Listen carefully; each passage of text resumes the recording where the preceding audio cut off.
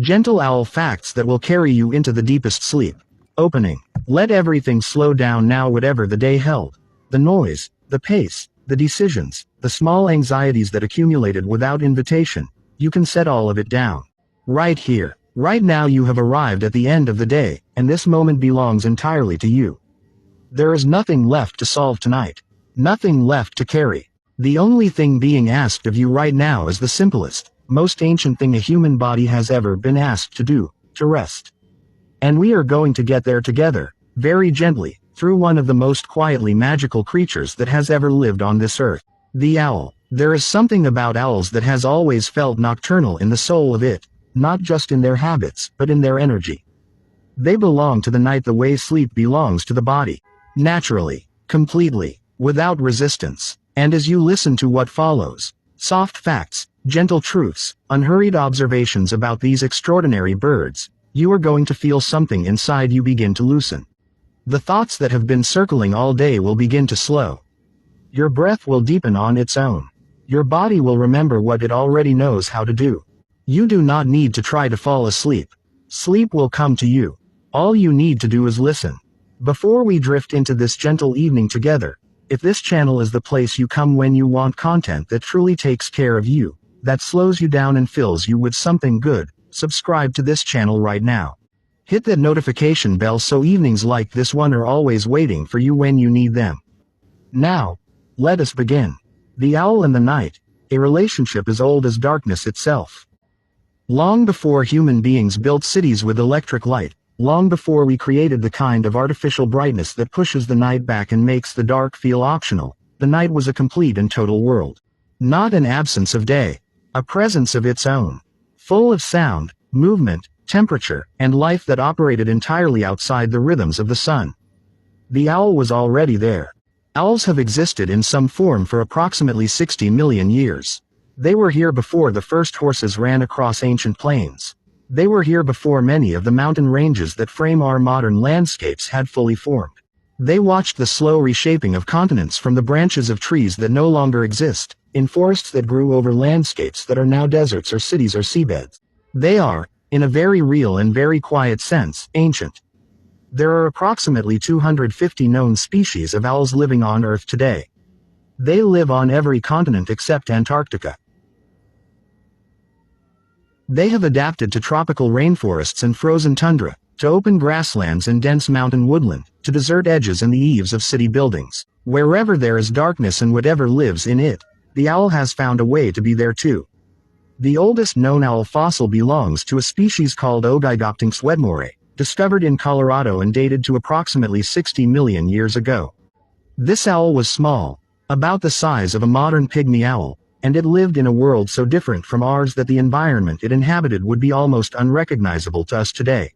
And yet the shape of it, the essential design of the owl, those forward-facing eyes, that compressed facial disc, those silent wings, was already there.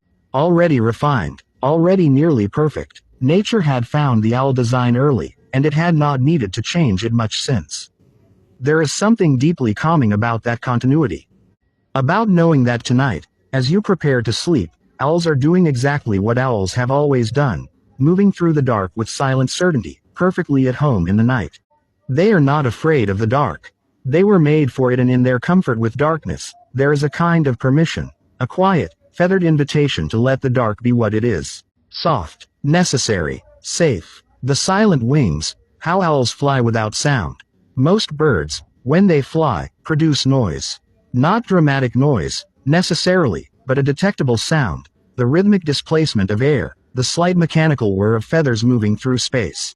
If you have ever stood near a flock of pigeons taking flight, you know the sound of ordinary bird wings. It is not subtle. An owl in flight makes almost no sound at all. This is one of the most astonishing biological achievements in the animal kingdom, and it is the result of a design so precise and so layered that scientists have spent decades studying it.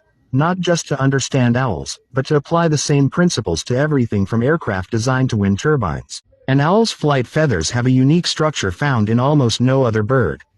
The leading edge of the primary flight feathers, the ones at the front of the wing that meet the air first, are serrated like a comb. These micro serrations break up the air before it flows over the wing, eliminating the turbulence that creates sound. The trailing edge of the wing features soft, fringe-like filaments that further diffuse the airflow as it leaves the feather. And the entire surface of the owl's wing is covered in a layer of incredibly fine, velvety down that absorbs any remaining sound vibrations before they can form into audible noise. The result is a wing that is, for all practical purposes, acoustically invisible in flight. An owl can fly directly over a mouse in a field at night, in the dark, passing within a few feet, and the mouse will hear nothing. Not because the owl is far away. Because the owl has engineered silence. Because millions of years of natural selection produced a wing that moves through air the way a thought moves through a sleeping mind, present, but making no noise at all. There is something almost meditative about this. The idea of something so large, so purposeful, moving through the world without disturbing it. The barn owl, with its ghostly white wings spreading nearly a meter from tip to tip, crossing a dark field in total silence, seen but not heard, present without intrusion. It is the kind of image that settles something inside you. If you let it settle. Now breathe in slowly. Breathe out. Imagine those wings, wide and white and perfectly, impossibly quiet, crossing a dark field somewhere in the world right now, while you rest. The face of an owl, designed to hear the world. When you look at an owl face to face, the first thing you notice is how different it looks from every other bird. Most birds have eyes on the sides of their heads, a design that gives them a wide field of vision, useful for spotting predators approaching from many directions. An owl's eyes face directly forward, set in a flattened, disc-shaped face that looks, uncannily, a little like a human face. This forward-facing arrangement gives owls binocular vision, the ability to perceive depth and distance with precision. But their eyes are so large and so fixed in their sockets that owls cannot move them. To look in a different direction, an owl must turn its entire head. Which is why owls can turn their heads so dramatically. Most owls can rotate their heads approximately 270 degrees, not the full 360 that popular myth suggests, but close enough to be genuinely astonishing. The reason they can do this without injuring themselves is a series of remarkable anatomical adaptations. Specialized vertebrae that allow far greater rotation than those of most birds, blood vessels with built-in reservoir pouches that continue supplying blood to the brain even when the vessels themselves are compressed by extreme rotation, and a system of collateral circulation that ensures oxygen never fails to reach the brain during that sweeping, silent turn. But the owl's face is not primarily designed for vision. It is designed for hearing. The facial disc, that distinctive, flat, heart-shaped or circular arrangement of feathers, functions as an external ear. It is a parabolic reflector, similar in principle to a satellite dish. The disc collects and concentrates sound waves, directing them toward the owl's actual ears, which are positioned asymmetrically on its skull. One ear is higher than the other. This asymmetry allows the owl to determine the vertical position of a sound as well as its horizontal position. While most animals can locate sound in 2 dimensions, an owl can triangulate sound in 3 dimensions with accuracy so precise it can catch prey in complete darkness, using hearing alone, with no visual information at all. The great gray owl, a large, silver-feathered species of the northern boreal forests, can hear a mouse moving under 60 centimeters of snow. Not scratching loudly, not squeaking, simply moving. The small, muffled displacement of a creature burrowing through snow is enough information for the great gray owl to plot a trajectory, drop from its perch, and plunge through the snow to precisely the right location. The world the owl hears is so much richer and more detailed than the world we hear that it feels like a different sense entirely. Not just sharper hearing, but a different relationship with sound. A different kind of listening. You are doing a version of that now, listening. Letting the words move through you without effort, without analysis, without the need to do anything with what you hear. Just receiving. Just resting in the act of listening itself. That is enough. That is exactly right. The barn owl. Ghost of the fields. Of all the owls in the world, none has been more deeply woven into human mythology, more frequently glimpsed from the corners of human eyes on dark roads and in old buildings, more associated with the quiet mystery of the night, than the barn owl. Tyto alba, the white owl, the ghost owl, the screech owl. It has accumulated names across cultures and centuries the way old buildings accumulate shadows, naturally, quietly, without any particular effort. The barn owl is found on every continent except Antarctica, making it one of the most widely distributed land birds on Earth. It lives close to human habitation, In barn rafters and church towers and hollow trees at the edges of farmland. Not out of any particular fondness for people, but because human agricultural landscapes are excellent hunting ground. Where humans farm, rodents gather. Where rodents gather, barn owls follow. Its face is one of the most distinctive in the bird world. A perfect heart-shaped disc of white feathers, framing dark eyes and a pale beak, against a body of soft gold and gray on the back and pure white on the breast. In flight at night, it appears almost luminous, a pale, silent shape moving through darkness with an ease that seems to defy the ordinary physics of solid things moving through air. Many historical ghost sightings, historians and folklorists have suggested, were almost certainly barn owls. A pale, silent form gliding past a churchyard window at midnight, appearing without warning and disappearing without sound, reflecting the faint moonlight from those white feathers, would have been, to a pre-scientific observer in a world where ghosts were a lived reality rather than a cultural metaphor, entirely convincing evidence of the supernatural. The barn owl does not hoot. It screams, a long, rasping, wavering cry that carries through the dark and inspired, over centuries, an enormous number of ghost stories, supernatural legends, and superstitions across nearly every culture in which it lives. Ancient Romans considered the barn owl a harbinger of death. Hearing its cry before a battle, before a journey, before an illness, this was understood as a message from the other side. But the barn owl was not delivering messages. It was simply hunting, living, moving through the dark on those silent wings, guided by that extraordinary hearing, doing the one thing it was designed to do, with complete mastery and complete peace. There is something worth holding onto in that. The idea that a thing can be misread as ominous simply because it is comfortable in the dark. That ease in darkness, real, earned, biological ease, can look, from the outside, like something other than what it is. The dark is not something to fear. It is something to rest in. Subscribe to this channel right now if this video is carrying you somewhere soft. We have more ahead. More owls, more gentle facts, more of the quiet world of the night waiting to ease you into sleep. Hit that subscribe button. Let this channel be part of your evenings. Now, let us continue, slowly and softly. The great horned owl, patient king of the American night. In the forests and grasslands of North and South America, there is an owl so capable, so adaptable, so perfectly suited to its role as a nocturnal predator, that ecologists sometimes describe it as the tiger of the sky. The great horned owl, Bubo virginianus, large, powerful, impossibly patient, and, in its own way, one of the most quietly magnificent creatures on this continent. Its name comes from the prominent tufts of feathers on either side of its head that resemble horns or ears. They are neither. They are simply feathers, their exact function still debated among researchers, though camouflage and communication have both been proposed. They are expressive, though. When a great horned owl raises those tufts, it looks, unmistakably, like it is paying very close attention to something. The great horned owl's eyes are fixed and forward-facing, like all owls, but they are extraordinarily large relative to skull size. If human eyes were proportionally as large as a great horned owl's, they would be the size of grapefruits. These enormous eyes are built for low-light vision, so sensitive that the owl can see in light levels approximately 10 times lower than what a human eye requires to see anything at all. What is total darkness to us is a softly illuminated landscape to a hunting great horned owl. The great horned owl is one of the few predators on Earth that regularly preys on skunks. Its sense of smell is relatively poor, which means the skunk's primary defense, the chemical spray that is so effective against nearly every other predator, simply does not deter it. Great horned owls smell like skunks so frequently that naturalists have used this to locate their nests. The great horned owl is also one of the earliest nesting birds in North America.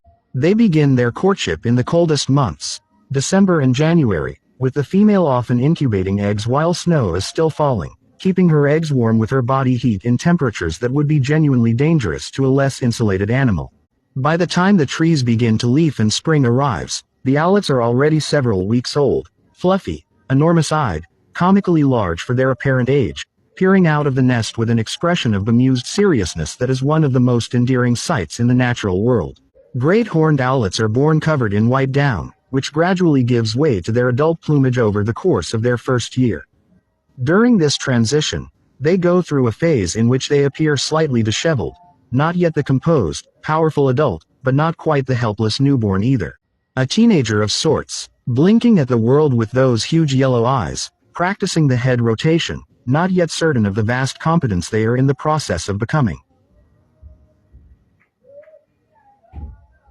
There is something comforting in that image. Something that reminds you that even the most capable things in nature began as something soft and uncertain, learning slowly, resting often, growing quietly in the dark. The snowy owl, born from winter.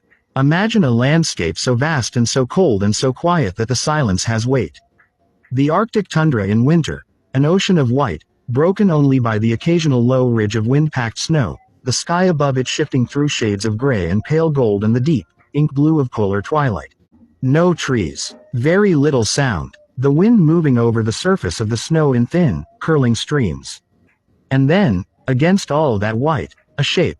Still, patient, almost invisible, the snowy owl, Bubo scandiacus, white as the landscape it inhabits. Dense with feathers, more feathers than almost any other owl, layered with a down so thick and so perfectly insulating that snowy owls can remain comfortable in temperatures of -50°C. They are built from cold designed by it as perfectly matched to their environment as any creature on Earth. Male snowy owls are almost completely white. Females and juveniles are white with dark brown barring, a pattern that provides camouflage against the mottled late winter tundra when snow has partially melted and the landscape is a mixture of white and dark earth. Both are extraordinary in their own way, the pure white male almost invisible against fresh snow, the barred female blending into the thaw. Snowy owls do not follow the same nocturnal schedule as most of their relatives. In the Arctic, where the sun does not set for months at a time in summer, a strictly nocturnal owl would starve. Snowy owls are therefore diurnal hunters, active during the day, during twilight, during whatever light is available. They are one of the few owls equally comfortable hunting in full daylight, which is part of what makes their occasional winter appearances in southern Canada and the northern United States such arresting, memorable events.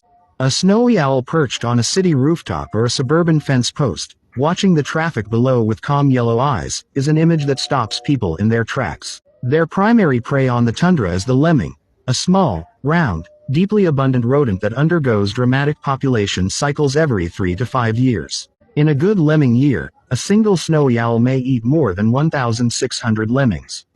In a poor lemming year, snowy owls travel, sometimes extraordinary distances, sometimes into regions where they are rarely or never seen, in search of alternative food sources. These periodic eruptions, as ecologists call them, are what bring snowy owls south, into the edge of the human world, where they sit like small pieces of the Arctic that have come to visit. There is something about the snowy owl that feels like winter made visible. Like the deep, still cold of a clear January night given feathers and yellow eyes and a gaze of absolute, unhurried patience. Looking at a snowy owl, you feel the quiet of it, the wide, white, enormous quiet of a world that has slowed all the way down. Let yourself slow down now too. Feel your body becoming heavier. Feel the warmth of wherever you are resting. Outside, somewhere, the night is wide and still. And in that stillness, something white and patient is perched without hurry, watching the dark with calm eyes. There is nothing to do, nowhere to be, only this quiet. Owl mythology. What humanity has always sensed about the night. In the long human story of trying to understand the world through symbol and story, the owl has occupied a uniquely consistent position. Across cultures that had no contact with each other, across centuries separated by the rise and fall of entire civilizations, the owl kept appearing. Not always with the same meaning, but always with significance, always as something more than just a bird. In ancient Greece, the owl was the symbol of Athena, goddess of wisdom, strategy, and the kind of deep, patient intelligence that sees clearly even in the dark. The little owl, Athena noctua, still carries her name in its scientific classification today. It was so associated with the city of Athens that the Athenians put it on their coins. The owl of Athens, the tetradrachm, one of the most widely recognized currencies of the ancient world. To be associated with an owl, in ancient Greek thought, was to be associated with wisdom that transcended the ordinary. The Romans were more ambivalent. They associated the owl with both wisdom and death. Its cry considered an omen, its appearance near a temple a message from the other world. Julius Caesar, it was said, was warned of his death by an owl. Whether or not this was true, the Romans found the owl's nocturnal life and its soundless movement through darkness suggestive of the passage between worlds, between the living and the dead, between the known and the unknown. Indigenous cultures across North America have rich and varied relationships with the owl, differing widely between nations and traditions. For some, the owl is a messenger from ancestors, its appearance meaningful, its call carrying information from the spirit world to those who know how to listen. For others, it is associated with specific protective roles, or with the kind of wisdom that only comes from long observation in silence and darkness. The owl's patience, its ability to wait, still and watchful, for as long as it takes, has made it a symbol of the kind of knowing that is not arrived at quickly. In Japan, the owl, fukuro in Japanese, is considered a symbol of good luck and protection from suffering. The word fukuro contains within it the sounds that can be read as no hardship, and owl images and figurines are kept in homes and businesses as protective talismans. The specific association with luck and the warding off of difficulty is ancient and widely observed. What all of these meanings share, across all their differences, is the sense that the owl knows something we do not. That it has access, through its night vision, through its extraordinary hearing, through its motionless, patient watching, to a layer of reality that we, in our busy daylight lives, tend to miss. Not supernatural knowledge, but natural knowledge of a different order, the knowledge that comes from being fully present in the dark, from having made peace with what most creatures flee. Perhaps that is why the owl appears so often in the imagery of sleep and dreaming. Not just because it is nocturnal, but because it embodies the quality of consciousness we move toward as we fall asleep, quieter, less reactive, more receptive. Less concerned with performing and more genuinely present with what actually is that quality is available to you right now, the smallest and the largest, the full range of owl. The owl family, Strigiformes, spans one of the widest ranges of size in any bird order. From the almost impossibly small to the impressively large, the basic owl design has been scaled across a spectrum that is remarkable to sit with. The elf owl, Micrathene whitneyi, is the smallest owl in the world. It weighs approximately 40 grams and stands about 12 centimeters tall. To hold an elf owl in your cupped hands, should you ever encounter one, would feel something like holding a large moth that had decided to become an owl. Impossibly light, impossibly small, with those characteristic forward-facing eyes looking up at you with the same gravitas that the largest eagle owl brings to the world. The elf owl lives in the desert southwest of the United States and Mexico, nesting in the cavities of cacti, particularly the saguaro cactus, and feeding primarily on insects and scorpions. It stings scorpions before eating them, disabling the tail. A 40-gram bird that hunts and subdues scorpions in desert darkness, then rests in a cactus. The elf owl is extraordinary in the most understated possible way. At the other end of the scale, the Blakiston's fish owl of Russia, China, and Japan is one of the largest owls on Earth, with a wingspan that can reach nearly 2 meters and a weight of up to 4.5 kilograms. It lives along forested rivers in some of the most remote landscapes in Asia, hunting fish directly from the water's surface with its feet, its featherless tarsi, the lower leg, adapted to wet work in a way most owls' heavily feathered legs are not. The Blakiston's fish owl looks, in photographs, like what you would get if someone asked you to imagine an owl with maximum authority. It is enormous, tufted, dark-streaked, and completely unbothered by its own size. It sits beside rivers in forests where temperatures drop to -30 and simply waits patiently, without hurry. Between these extremes, the 40-gram elf owl in its cactus and the 4.5-kilogram fish owl on its riverside, there are 250 species, each adapted to its own corner of the dark, each carrying that same essential design in its own particular variation. The spotted owl of old-growth American forests, whose dependence on ancient trees made it a symbol of conservation battles. The burrowing owl of open grasslands, which nests underground and is small enough to share a burrow with prairie dogs. The fishing owls of sub-Saharan Africa. The fearful owl of the Solomon Islands, large and elusive enough that scientists still have relatively few confirmed sightings. The long-eared owl, whose facial tufts are so tall and so expressive that it looks perpetually surprised. The short-eared owl, which hunts at dawn and dusk over open marshland in a low, buoyant flight that looks more like a large moth than a bird of prey. 250 variations on one perfect theme.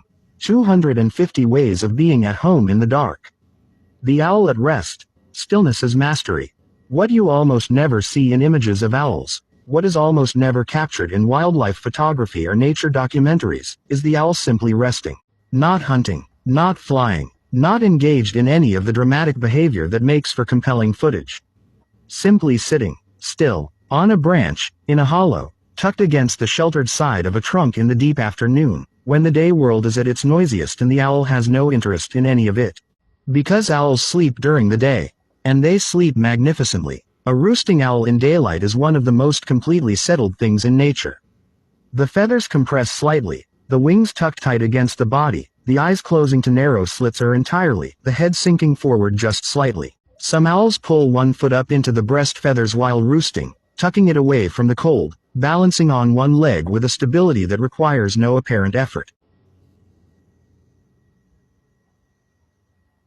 Owlets sleep more dramatically, collapsing entirely, face down on their perch, like small feathered people who fell asleep mid-sit, their grip on the branch maintained by a passive tendon lock that keeps the foot curled even in deep unconsciousness. The owl's ability to be entirely still, genuinely, completely, restfully still, is the counterpart of all that extraordinary nocturnal capability. Every sense that is so precisely calibrated for the hunt, every adaptation so carefully tuned for the dark, all of it rests when the owl rests. The facial disc collects no information. The asymmetric ears hear nothing in particular. Those enormous eyes are closed. The silent wings are folded. Everything that makes the owl is present but quiet, resting in the confidence that it will all still be there when the night returns. That is the deepest kind of rest. The kind that knows it does not need to stay vigilant. The kind that trusts the dark to come back, trusts the night to return, trusts the body to know what to do when the time comes. No effort required. No monitoring necessary, just the complete, unguarded, entirely earned rest of a creature at home in its own nature. That is what your body is asking for right now. Not vigilance, not monitoring, not a mind that stays half awake, listening for the next thing that needs attention. Just this, the warmth of where you are. The weight of your body letting go, the breath moving in and out on its own, without instruction. The quiet, you are safe, you are warm. You are exactly where you need to be. Closing. The night belongs to you. Somewhere right now, in a forest or a field or the raftered darkness of an old building or the hollow of a tree on the edge of a quiet road, an owl is beginning its evening. It does not rush. It sits for a while on its perch, adjusting to the fading light, those wide eyes opening fully as the last of the day's brightness dissolves. It turns its head, slowly, completely, without urgency, taking in the landscape with senses so refined they perceive a world richer and quieter and more detailed than anything we can fully imagine. It hears the small sounds of creatures settling into the grass below. It feels the air temperature on those sensitive facial feathers. It breathes. And then, when it is ready, entirely on its own time, without hurry, without hesitation, it opens those silent wings and lifts itself into the dark. Not because it has somewhere to be, but because the night is where it belongs, and the night is beautiful, and there is nothing to be afraid of in the dark when you were made for it. You were made for rest the way the owl was made for night. Completely, precisely, in every cell of your body, in every slowing chemical cascade of your winding down brain, in every heaviness gathering in your limbs and your eyelids and the quiet settling space behind your eyes. You were designed for this. Sleep is not something that happens to you. It is something your body knows, deeply and without effort, how to find. You have heard about the snowy owl's white stillness against Arctic cold, about the barn owl's ghost pale wings crossing a midnight field, about the great horned owl's patient watch from the tall tree above a winter meadow, about the elf owl tucked into its cactus cavity, impossibly small and perfectly content, about the great gray owl listening through 60 centimeters of snow for the faintest possible movement of life below. All of them resting now, in their way. All of them part of this same quiet night that is holding you right now as softly as a branch holds a sleeping bird. Let your thoughts go where they want. Let them drift without following them. Let the images come and go. White wings, yellow eyes, dark forests, wide Arctic fields, the deep quiet of a world that knows how to be still. You are almost there. If this video carried you somewhere peaceful tonight, if it gave your mind something soft to rest against while your body found its way to sleep, please subscribe to this channel when you wake up.